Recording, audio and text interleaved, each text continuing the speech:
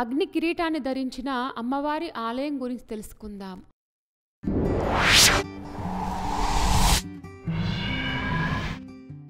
కొప్పుడై నాయకి అమ్మన్ దేవాలయం.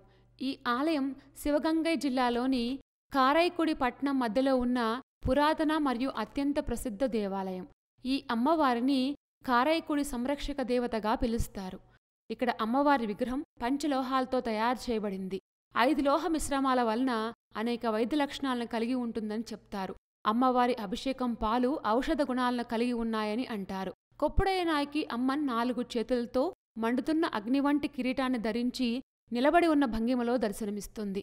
అమ్మవారి 4 చేతుల్లో త్రిశూలం, తాడు మరియు పుర్రె పట్టుకొని ఉంటాయి. ఒక చేయి అభయ భంగిమలో ఉంటుంది. ఇక్కడ అమ్మవారిని పూజిస్తే సంపద శ్రేయస్సు కలుగుతాయని భక్తుల విశ్వాసం.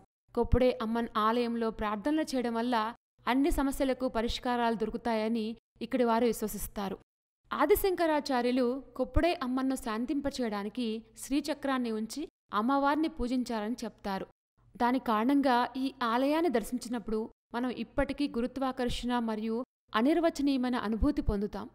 ఈ ఆలయం యొక్క వాస్తుశిల్పం పాండ్య మరియు చోళ శైలులను కలిగి ఉంటుంది.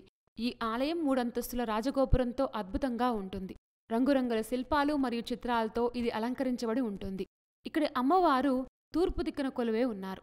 ఆలయంలోని ప్రత్యేకత ఏంటంటే ఆలయంలో ఊరేగింపు దేవత మరియు మూల విగ్రహం ఒక్కటే. ఈ ఆలయానికి క్షేత్రపాలకుడుగా కరుప్పన్న స్వామి గుర్రంపై స్వారీ చేస్తూ దర్శనమిస్తారు.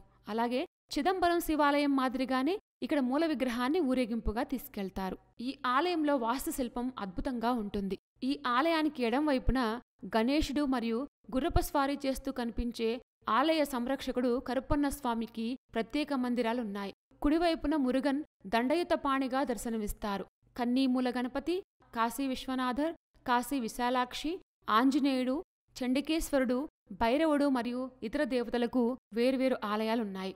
ఈ ఆలయం శివగంగ నుంచి 52 కిలోమీటర్ల దూరంలో ఉంటుంది. అగ్ని కిరీటాన్ని ధరించిన అమ్మవారి ఆలయం చాలా ఇంట్రెస్టింగ్గా ఉంది కదూ.